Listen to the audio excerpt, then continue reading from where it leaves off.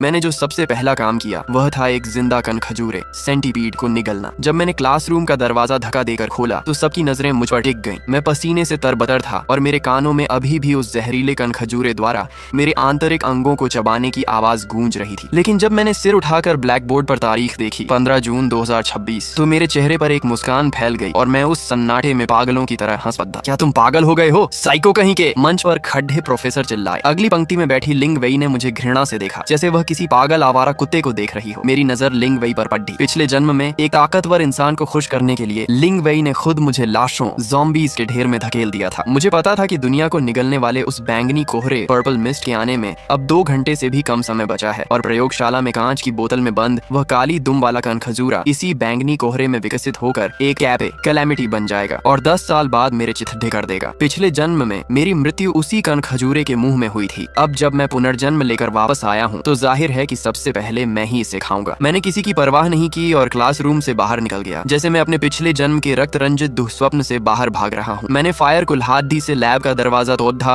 और उस छोटे से कीड़े को ढूंढ निकाला जो ड्रैगन बनने वाला था। वह अभी भी कांच की बोतल में डप रहा था, अपनी नियति से अनजान। मैंने बोतल उठाई और बैंगनी कोहरे के आने से ठीक पहले उसे जिंदा निगल लिया। उसके पैरों के मेरे गले को खुरचने का एहसास ऐसा था जैसे मैं एक तलवार निगल रहा हूँ। तीखे और बदबूदार जहर ने मेरे पेट को जला दिया। मैं जमीन पर गिरकर थर्ड डी आइपने लगा। मेरी खाल फटने लगी और फिर जुद्धाने लगी, हड्डियां तद्दुद हाँकने लगी। तभी बाहर से चीख पुकार की लहरें उठने लगी। बैंगनी कोहरा आ गया था। प्रलय शुरू हो चुकी थी। वे जल्द ही समझ जाएंगे कि भेद्दा का मांस खाने वाला भेद्दा बन जाएगा, बतख की गर्दन खाने वाला बतख बन जाएगा। और जबकि हर कोई अपनी जान बचाने के लिए बेतहाशा भाग रहा था, मैंने आपदा के मूल कैलामिटी इटसेल्फ को ही निगल लिया था। इस जन्म में मैं वध के लिए खड्डा मेमना नहीं बनूंगा। मैंने अपनी आंखें खोली और जमीन से धीरे धीरे उठा। मेरे शरीर की मांसपेशियों के कारण कपड़े फट चुके थे। मैंने अपने हाथों को देखा। वे लंबे और गोरे थे, दिखने में कमजोर, लेकिन जैसे ही मैंने मन में सोचा 5 उंगलियों से 5 काली हड्डियों की कीलें बोन स्पाइक्स बाहर निकल आईं। वे किसी म्यान से निकली तलवार की तरह नीली चमक बिखेर रही थी। टैलेंट जागृत, कैलामिटी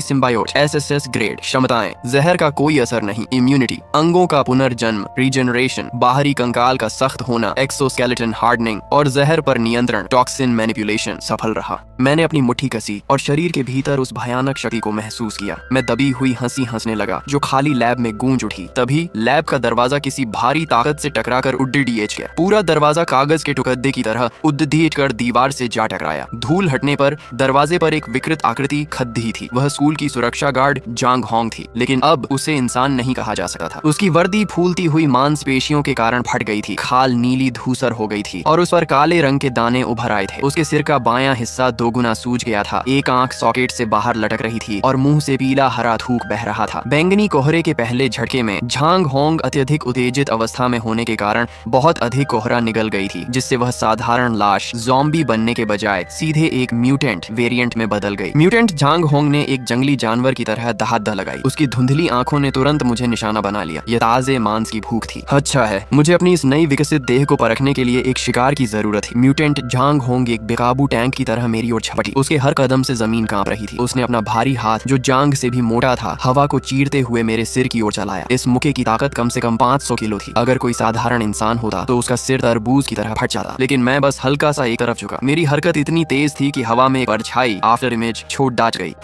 झांग होंग का मुक्का कंक्रीट की जमीन पर लगा और वहाँ एक बद्दा गड्ढा बन गया। पत्थर के टुकड़े चारों ओर उठाने लगे और मैं पहले से ही उसके बगल में खड़ी रहा था। बहुत धीमी हो, मेरी आंखें ठंडी थी। मैंने अपना दायां हाथ चाकू की तरह बनाया, हड्डियों की कीलें बाहर निकाली और झांग होंग की मोटी गर्दन पर एक वार किया। चीर, जैसे गर्म चाकू मक्खन को काटा है, बिना किसी रुकावट के। एक ही वार में खात्मा। यही एसएसएस ग्रेड टैलेंट और एक साधारण म्यूटेंट के बीच का अंतर है। मैंने जमीन पर पड़ी लाश की ओर देखा तक नहीं। मैं झांग होंग की लाश के पास गया और अपनी हड्डियों की कील से उसका सीना चीर दिया। उस धड़ ढकते हुए बैंगनी काले दिल के पास से मैंने चावल के दाने के बराबर एक धूसर क्रिस्टल निकाला। Mutant crystal. यह इस प्रलय की मुद्रा, करेंसी भी है और विकास का स्रोत भी। मैंने उसे मुंह में डाला और टॉफी की तरह चबाकर निगल लिया। एक गर्म लहर मेरे पेट में दौड़ी और लड़ाई में खर्च हुई थोड़ी बहुत ऊर्जा तुरंत वापस आ गई। अभी पर्याप्त नहीं है, ये बहुत कम है। मैंने सिर उठाया और लैब के बाहर देखा, जहां पूरा कैंपस बैंगनी कोहरे में डूबा था और चीखें गूंज रही थीं। मेरी आंखों में उस नर्क जैसे दृश्य का प्रतिबिंब था, लेकिन मेरे चेहरे पर एक शिकारी वाली क्रूर मुस्कान थी। मैंने जमीन से फायर कुल्हाड़ी उठाई, झांग होंग की लाश को लांघा और लैब से बाहर निकल गया। बाहर जाना पहचाना कैंपस अब एक कसाई खाने में बदल चुका था। भागते हुए छात्र अपने ही साथियों द्वारा पकड़े और फाड़े जा रहे थे। लगभग 10-12 छात्रों का एक समूह पागलों की तरह टीचिंग बिल्डिंग की ओर से भागता हुआ आ रहा था। वे खून से लथपथ थे, कुछ के अंग गायब थे, कुछ के कपड़े फटे थे और उनके चेहरों पर चरम आतंक था। सबसे आगे बास्केटबॉल की वर्दी पहने एक लड़का था जिसके हाथ में मॉप का डंडा था। वह खुद को बचाने के लिए रास्ते में आने वाली लड़कियों को बेदर्दी से धक्का दे रहा था। उस समूह के पीछे एक विशालकाय रेंगने वाला जीव क्रीपर आ रहा था। वह कभी स्कूल की कैंटीन वाली आंटी हुआ करती थी, लेकिन अब उसके हाथ पांव उल्टे मुद्दे हुए थे और वह मकद्दी की तरह जमीन पर रेंग रही थी। उसके पेट के बीचों बीच एक विशाल डरावना चेहरा फटा हुआ था जिसकी जीभ किसी भाले की तरह बाहर निकली और अंत में भाग रहे एक मोटे लड़के को जकड़ लिया। उस लड़के ने पेड़ के तने को पकड़ लिया और उस लड़के की ओर हताशा से हाथ बढ़ाया। बास्केटबॉल खेलने वाले लड़के ने अपना हाथ आगे बढ़ाया जिसे ली हाउ कहा जाता था। उसने पीछे मुड़कर देखा, लेकिन वह रुका नहीं बल्कि और भी तेज भागने लगा। उसने तो अपने पास वाली लड़की को भी पीछे धकेल दिया ताकि उसे झोंबी के आगे चारे की तरह इस्तेमाल करके राक्षस का ध्यान भटका सके। मैं सड़क के बीचों बीच खड़ा था, हाथ जेब में डाले ठंडी नजरों से इस तमाशे को अपने सामने आते देख रहा था। ली हाउ ने मुझे रास्ता रोकते हुए देखा। इस नाजुक वक्त में उसने मेरा चेहरा नहीं पहचाना, बस मुझे एक रुकावट समझा। उसने हाथ में पकड़े मॉप के डंडे को पूरी ताकत से मेरे कंधे पर दे मारा। वह मुझे पीछे वाले राक्षस के आगे मीट शील्ड की तरह फेंकना चाहता था। दफा हो जा,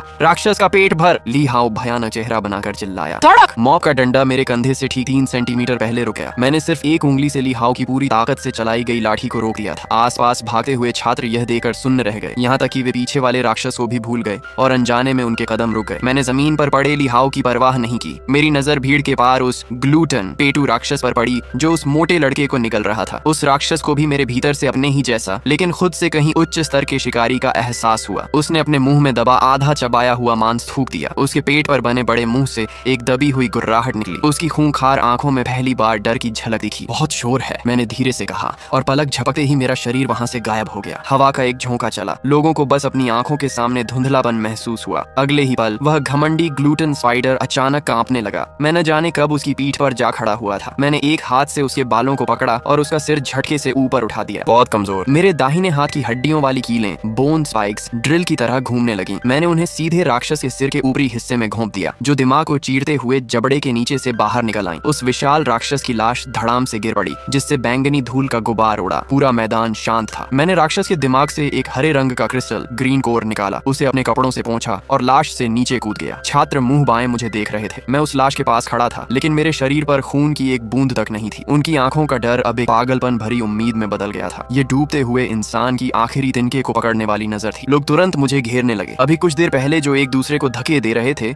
अब मुझे अपने सगे बाप की तरह देख रहे थे और मेरे पैरों को छूने की कोशिश कर रहे थे। तभी सबसे आगे वाला ली हाउ अचानक उठ खड़ा हुआ। मैंने एक लात मारकर ली हाउ को हवा में उड़ा दिया। उसकी सांसें तुरंत थम गईं। घिन आती है मुझे, मैंने नफरत से कहा। उसी समय टीचिंग बिल्डिंग की ओर से दहाड़ने की आवाजें आने लगी। यहाँ हुए हंगामे ने जॉम्बीज के एक बड़े झुंड को आकर्षित कर लिया था। गुड लक, मैंने बस इतना कहा और मेरा साया घने कोहरे की गहराई में ओझल हो गया। मेरे पीछे उन छात्रों की हताशा भरी चीखें और लाशों द्वारा मांस फाड़ने की आवाजें गूंज रही थीं। इन आवाजों से मुझ पर कोई असर नहीं हुआ। मेरा दिल डरावनी हद तक शांत था। मैं तो बस अपने अगले बड़े शिकार दावत के बारे में सोच रहा था। यही कलयुग एपोकलिप्स है। यहाँ मसीहा सबसे पहले मरते हैं और बेरहम अमर हो जाते हैं। जियांगचेंग यूनिवर्सिटी का सुपरमार्केट, यह ईस्ट कैंपस और लिविंग एरिया के बीच में स्थित है। आमतौर पर यहाँ छात्रों की भारी भीड़ रहती थी, लेकिन अब यह एक विशाल कांच के डिब्बे जैसा बन गया था जिसके अंदर डरे हुए जीवित लोग भरे थे। सुपरमार्केट का शटर आधा गिरा हुआ था। कांच की खिड़कियों को अलमारियों और पानी की बोतलों से बंद कर दिया गया था। बाहर दर्जनों जॉम्बीज थकने का नाम नहीं ले रहे थे और कांच पर अपने खून से सने हाथों के निशान छोड़ रहे थे। अंदर की हवा भारी थी जिसमें पसीने, नूडल्स और डर की गंध मिली हुई थी। इस वक्त लिंग वेई एक मेज पर खड़ी थी। उसके हाथ में एक लाउड स्पीकर था। उसकी आवाज थोड़ी कांप रही थी, लेकिन उसमें एक नेता जैसा रौब था। उसके आदेश पर कुछ ताकतवर लड़के उसके बॉडीगार्ड बनकर दूसरों पर धौंस जमा रहे थे। और तुम दरवाजे पर जाकर खड़े हो, पीछे मत बैठो। लिंग वेई ने अपनी बनाई व्यवस्था को देखा और उसकी आंखों में गर्व की चमक आ गई। वह बहुत चालाक थी। अचानक सुपरमार्केट के पीछे वाले फायर गेट से एक जोरदार धमाका हुआ। वह भारी लोहे का दरवाजा ऐसा लगा